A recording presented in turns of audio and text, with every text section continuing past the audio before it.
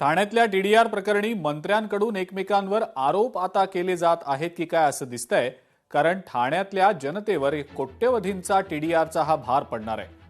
मात्र इतकं सगळं असून सुद्धा या जनतेच्या महत्त्वाच्या मुद्द्यांवर मुख्यमंत्री अद्यापही मौन का बाळगू नयेत असा सवाल उपस्थित होतोय.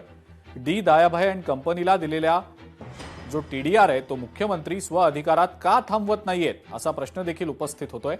सरकार यावर पुनर्विचार याचिका का दाखल करत नाहीये असाही एक अत्यंत महत्त्वाचा मुद्दा उपस्थित होतोय.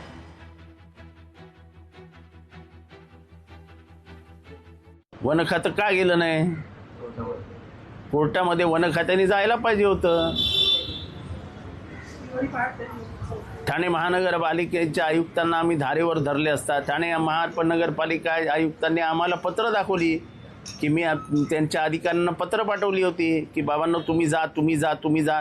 आणि मूळ भाग हा त्यांचाच आहे, ती वनजमीनच आहे. तिथं वन खात्याचा तुम्ही टॅक्स घेता. तुम्हाला आतमध्ये जायचं असेल तर वन खात्याला टॅक्स भरावा लागतो. तिथं वन खात्याचं एक रेस्ट हाऊस आहे, विश्रांतीगृह आहे. सगळं वन खात्याच्या आतमध्ये असताना, सगळं वन खात्याकडे असताना वन खातं गेलं का नाही? नुसतं बोट असं करून चालत नाही. मी स्वच्छ आहे, मी स्वच्छ आहे, मी स्वच्छ आहे. त्यांच्या कपड्यावरती डाग नसतात ते मला मान्य आहे, पण हा एवढा मोठा भ्रष्टाचार होत असताना, एवढा मोठं सगळं जात असताना आपल्या हाताखालनं, आणि वनजमीन ही वारंवार सिद्ध झाली आहे, असं असताना वन खात्याने चूप बसणं, वन खात्याने कोर्टात न जाणं, एक म्हणजे एक याला काय म्हणावं?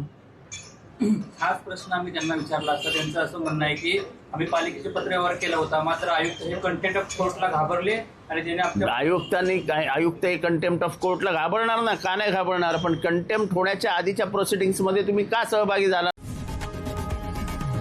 लोकशाही मराठी ऐका, पहा, जागरूक रहा.